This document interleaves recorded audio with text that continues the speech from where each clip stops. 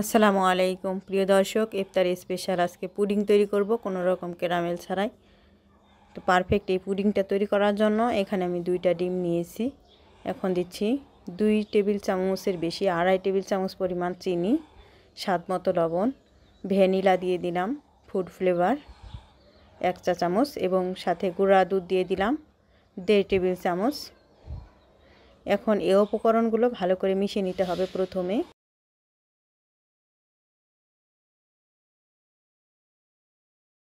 মিশিয়ে নেওয়ার পর এখন দিয়ে দিলাম 1 কাপ দুধ। এখন এই দুধটার সাথে ডিমের মিশ্রণটাকে একসাথে মিশিয়ে নিলাম। এখন একটি স্টিল বাটি নিয়েছি, সেই বাটিতে আমি 1 চা চামচ তেল চারপাশে ছড়িয়ে দিচ্ছি। এখন পুডিংয়ের এই ব্যাটারটাকে ছেঁকে নিচ্ছি, কারণ ডিমের এবং দুধের অনেকটাই মিশ্রণ দানা দানা থেকে যায়, ওই জন্য।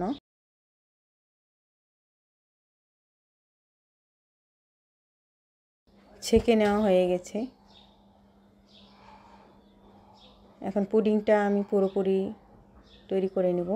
তার জন্য চুলে একটি কড়াইয়ে আমি পানি দিয়ে দিচ্ছি 1/2 কাপ। একটি স্ট্যান্ড বসিয়ে দিলাম উল্টো পাশে এবং বাটিটাও বসিয়ে দিলাম স্ট্যান্ডের ওপরে।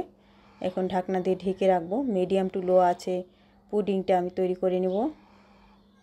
পুডিংটা হয়ে গেছে, তবে তার আগে আমি পরীক্ষা করে নিচ্ছি নামিয়ে নেওয়ার পূর্বেই। এই কাঠির গায়ে কিন্তু একটু লেগে যাচ্ছে না, তার মানে পুডিংটা হয়ে গেছে। পুডিংটাকে আমি ফ্রিজে রেখে ঠান্ডা করে নিয়েছি। এখন কেটে সার্ভ করে নিব। আপনারা চাইলে বাটিতে ঢেলে তারপর পুডিংটাকে সার্ভ করে নিতে পারেন। পুডিংটাকে সার্ভ করার পূর্বে পুডিংটা এই বাটির চারপাশ থেকে ছাড়িয়ে নিচ্ছি। এখন আমি এই পুডিংটাকে কেটে নিচ্ছি। আপনাদেরকে একটা কথা বলি, পুডিং তৈরি করার জন্য কড়াইয়ে যে আমি পানিটা দিয়েছিলাম, আপনারা চাইলে এখানে এই পানির পরিমাপটা আপনাদের পছন্দ মতো দিতে পারেন, কমিয়ে বা বাড়িয়ে। তবে চুলার আঁচের উপরে এই পানির পরিমাণটা নির্ভর করবে। একটি চামচ দিয়ে এখন পরিবেশন করে নিচ্ছি। আপনারা ওইভাবে ঝটপট ইফতারের জন্য এই পুডিংটা তৈরি করতে পারেন।